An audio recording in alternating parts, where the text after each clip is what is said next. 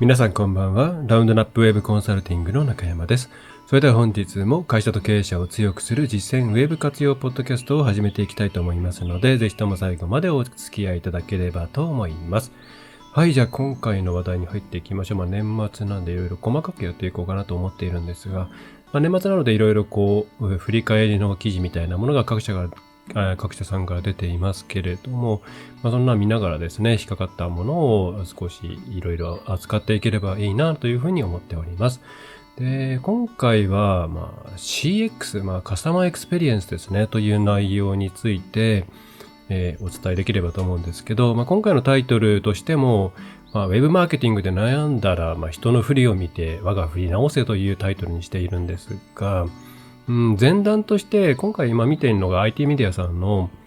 振り返りで CX エキスパートっていうものを、2024年の7月なんで夏ぐらいにですね、始められたみたいですね。すいません、私よく知らなくて。IT メディアさんは、IT メディアオルタナティブっていう、ブログですかね、の方に、一応枠が私のものもあって、最近本当に過去のセミナーぐらいしか上げてないんですけれども、なので、よく見ているんですが、CX の人気記事トップ10とかが出ていて、これ見ながらですね、実際中小企業、小規模事業者の方々が CX っていうものを考えるときに、何を考えていけばいいのかななんていうことを考えていたんですけど、やっぱり記事になるものっていうのは、CX、要するにユーザーを理解することによって、例えばシステム的にこういうものを導入してこうなりましたっていう対象が大きい。例えばコールセンターであったり、それからその来客、大きいとこですよね。この CX の人気記事の1位もこれは、本屋さんですね。入場料2530円の本屋が話題ということで、ツタヤさんですね。の話題とか、なかなか中小企業、小規模事業者の方々としては、参考になるかといったら、みたいな、っていう感じ。スイカの記事とか読んだところでですね、じゃあ自分たちの商売にとって何が大事なのかなっていうのはなかなかちょっとわからないかな。IT メディア、エンタープライズの一部なんで、ターゲットがもうちょっと大きめの企業さんなんでしゃあないかなとは思うんですけども、じゃあ改めて、CX というか、ユーザー理解ですよね。という観点で自分たちが何をしたらいいのか、あるいは何が改善点なのかということを知るにはどうしたらいいのかということについて、まず、簡単というかイージーに踏み出せる一歩を今回ご紹介できればなというふうに思っています。で、それはね、今回のタイトルのその人の振り見て我が振り直せっていうところで、そうなんですけれども、自分のことってわからないですね。自社のところってわからない。なぜなら自分たちのサービスっていうのは、良くも悪くもよく知っているし、こういう場合にはこうだよねとか、あとはお客さんに対してのこういうお客さんが来ているに違いない、こういう悩みを持っているに違いないっていうような、お客さんに対しての、改造感というか、固定観念みたいなものも大体積み上がっているので、お客さんってどういう人ですかとか、うちのお客さんってこういうところを押さえておけば、いいはずとか、こういうお客さんを連れてくればいいはずとかっていうのが、パッて出てくれば出てくるほど結構怖いなっていうふうに毎回感じています。それは何でしょうね。正しいものであればもちろんいいんですけれども、なんとなくこうだろうっていう、いわゆる脳内お客様っていうものがずっと更新されないまま来ていると、なんかそこにね、向けて施策をいろいろ打っているのに効果が出ないなっていうことになってくるんですよね。自分たちのお客さんってこういう人たちに違いない、じゃあこうだ。あれなんでか知らないけど当たらない。何かが悪かったのかな、手段が悪かったのかな。じゃあその手段に関して他のところにちょっとプロというか、なんかね、その各手法、SEO なら SEO、広告なら広告、SNS なら SNS の会社さんに頼もうかなみたいな風に、なってしまうと、そもそもの部分、ターゲットとか、どういうことをまずクリアしなきゃいけないのか、情報をどういう順番で与えなくてはいけないのか、一番最初に、ここを解きほぐしてあげないと自分たちのメッセージは伝わらないのかとか、そういうところが見直されないまま手段のところに走りがちで、まずそもそもそこを見直さなきゃいけないですよねって。でも、そこを見直すのってやっぱ難しいですね。歴が長ければ長いほど、難しい。さらに言えば、過去にそれで成功した経験があるとさらに難しい。あの頃これでうまくいったんだから合っているはず。でも時代っていうのはすごく変わっていて、その時のお客さんが全然違う価値観に変わっていたり、あるいはお客さん自体が実は裏ですり替わるというかな、変わっていることもあるわけですよね。はい。で、そこで行っていただきたいのが、人の振り見て我が振り直せ。つまり、皆さん自身が売り手ではなく買い手になるタイミングっていうのはたくさんあるわけじゃないですか。世の中的に言えば売り手と同じだけ買い手がいるはずなんですよ。お金っていうのはそうやって巡っているわけですから。皆さんは個人としても会社としても、基本的に個人かな。会社として購買することもあるとは思いますが、何かしらの、買う側の体験っていうのを、たくさんしているはずなんですね。で、そこをちょっと見直してみましょうと。で、自分たちに対しての問題点とか課題点とかっていうのは、見えないか意識したくないのでしない。氷山の下の方に埋まっている、水面下に埋まっている、潜在意識の中に埋まっているようなケースが多いし、思いついたとしてもまたそれを水面の下にですね、押し込んでしまうようなケースが多いわけですが、割とですね、良くも悪くも他人のあらは見えてくるということで、このサービス受けてみて、ここは良かったんだけど、ここがね、みたいなこととかっていうのは分かりやすいし、指摘しやすいですよね。これ、ともするとこれ、ミーティングとか、ブレストでやると悪口大会みたいになっちゃうんで、そこはね、うまくファシリテーションしてくれる人が必要にはなってくるんですけれども、でもそうやって他人様の商売を見て、ここがいい、ここが悪いっていうのをまずピックアップしていくこと、それから自分が例えばあるサービスに関して、昔受けました。で、最近受けたらこうなってました。さあ、びっくりするほどこれ良くなっていたな、っていうケースもあれば、昔は良かったのになって思うようなケースも、あると思うんですよね。で、それじゃあ何が変わったのか。さらに言えば何が変わってしまったのは、その後ろにどんな変化があったのかを類推する。わからないことが多かったりしますからね。例えばお迎え時の対応が良くなっていなかったっていう裏には、その人材の問題があるかもしれないですし、それからお客さんに対しての考え方が変わったからという、その経営上の問題があるかもしれないですし、いろんな可能性があるわけですが、確定はできないまでも、そこまで含めて考えて、自分たちがいいと思ったこと、これは良くないなと思ったこと、嫌だなと思ったことっていうのを、一旦それを書き出してみる。で、できれば複数人でやってまとめていって、で、書き出していって、今こういうのが嫌だよね。で、それを元にして、じゃあ翻って同じようなことが自分たちのサービスにも起きていないだろうかと。他のサービスを見るときに、多分指摘するときにいろいろ考えると思うんですけど、その時、ここのそのサービス提供するこの会社ってこういうふうに思ってるんだろうけど、そういうところは、うちは別にお客さんとしては求めてないんだよなとか、こういうことしてくるけど、それ別にそんなに必要だと思ってないんだよな。逆にこういうことしてほしいんだよな、みたいに、ズレみたいなのを結構意識することがやってみると多くなると思います。というかそれを意識してやってもらいたいんですけれども、そうすると自分たちも同じ立場、その逆に提供者側になった時に、あれ同じようなことやってないかなって。自分たちはこういうふうにするべきだ。こういう時にはこういうタイミングでこういう順番でやっていくべきだ。ここはお客さんの判断に委ねるべきだ。ここに関してはこっちが予定をバッと決めて、これで行きましょうってざっと進めるべきだとか、いろいろね。それが本当に今のお客さんにとっていいんだろ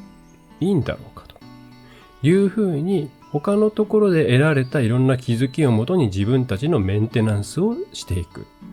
ていう形を取ることを、お勧めします。はい。で、これ慣れてくると、他人という鏡を借りなくても、他人というか他者ですね。他者さんという鏡を借りなくても、自分たちのサービスに対して常にいい意味での疑いを持って、見ることができるようになってくるんですね。自分たちがお客さんだったらっていうのの目線にパッと切り替えて、今対応すべきことは何なのか、今行った方がいいことは何なのかっていうのをこう切り替えて対応できるようになってくるんですけれども、なかなかまだそれが難しいという場合にはですね、そうやって他者という鏡を使って自分たちの商売を見直すことによっていろいろ改善点っていうのが出てくるわけなんですね。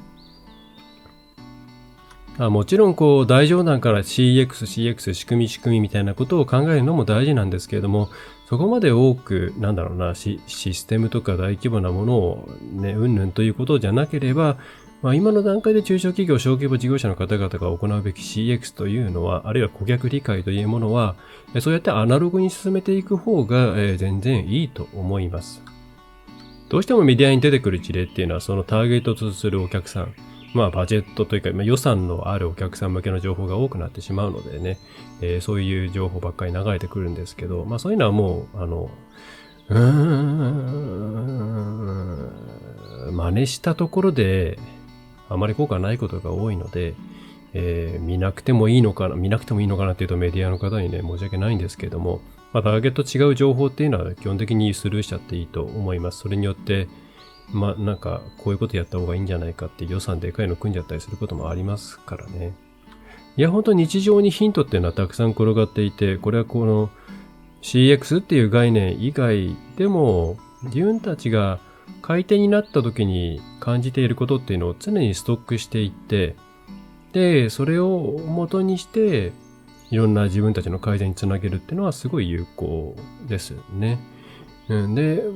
あとはだから新しい人が入ってきましたっていう時に、皆さんのサービスのことをよく知らない状態なわけじゃないですか。よく顧客体験研修なんていうのをね、やってる会社さんもあると思うんですけども、そういう状態でこそ自分たちのサービスをちょっとゼロベースで体験してもらって、なかなか新しく入ってきた人がね、いろんなことを言うっていう、を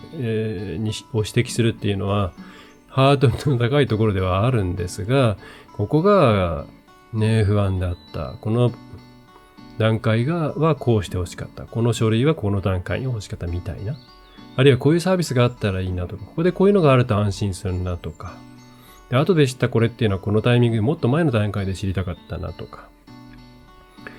そういったことをそうやって顧客体験研修で知ってもらうっていうのも同じ観点だと思います。会社さんによってはその仲のいい経営者同士でお互いのサービスを点検し合うみたいな、その証券違ったりすれば、みたいなことをしてるところもあるので、やっぱりね、自分では分かんないことの方が多いですから、そこはね、無理に自分たちでブレストしてなんとかっていうことをするのではなく、他社さんのを鏡として使って、気づきを得る方がいいと思います。特に経営者の方とかはね、自分のサービスに対してこういうものだというこだわりを持っている方が多いので、実際データ見てみると、なんでこれがね、そういう CX の部分っていうのはウェブ上のデータとかではなかなか見えてこないんですよね。サイト上でいろんな行動データとかを、優位にいろんなことが判断できるような状態で得るにはかなりの量がいるので、中小企業、小規模事業者のね、月間4桁、3桁とかですね、一定5桁の前半みたいなアクセスだとなかなか難しい部分がありますし、得られたとしても、そこまでね、解像感高くないんだよなっていうふうに思います。だったらね、それはもしかしたら N イコール1の話だろうっていうふうになっちゃうかもしれないんですけれども、でも現場のいろんな肌感覚とかっていうのはすごい、精度高い、そんな変なウェブ上のツールに頼るよりも、現場の肌感覚の方が正確性が、というか有効打になる一撃が出る可能性が高いなっていうふうに私自身は感じております。はい。ね、年末年始いろいろ特殊な、購買行動をね、取るようなことも多いとは思うんですけれども、いろんな業界で、いろんな人に、あるいは家族とかで年代違う人たちにもね、ちょっと話聞いてみたりして、こういういろんなお客様側としてのストック、今こうだよねみたいなストックを貯めておくっていうのはすごくいいんじゃないかなと思います。ぜひ、ちょっと一休みするこの1週間ぐらいですかねに、意識してそのあたりを始めてみてね、メモするなり、なんなりして、持ち寄って年始にみんなで集めて、なんか気づき大会みたいなことをやったりしてもいいんじゃないでしょうか。はい。ということで今回は、人の振り見てか、我が振り直せということで、お送りいたしました。改善のヒントというものはね、自分たちの中だけではなく、市場全体、我々の行動全体に広がっています。そういうとこまで含めて拾っていって、ね、それを見ていて、これうちのこれに使えるとか、うちこれがダメだったんだ、みたいな風に気づけるような、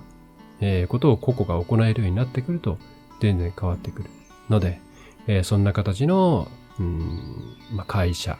マーケティングチームというよりは、会社になっていくと。で、それを受け入れる雰囲気のある良い企業風土がある会社になっていくと、時代に